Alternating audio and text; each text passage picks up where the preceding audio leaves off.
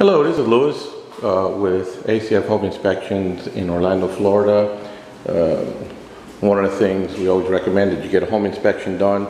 As we can see, we're in a garage right now, so the area is not fully sealed. One of the things that they did, they ran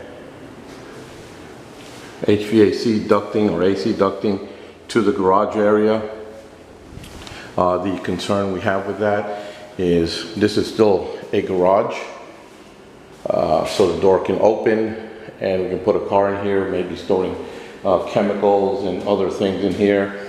So any gases, any fumes, carbon monoxide and things like that will tend to rise, and they will go into the registers and contaminate the house. So if you have gas in the home or in the garage and you have let's say paint, lawnmower, or anything like that, when the AC system turns off, all those gases go up and they will go into the HVAC ducting, and when the system turns back on, now that the gases are in there, it can blow them into the house and create a safety issue, a safety concern with contaminating the air into the home, which would not be filtered.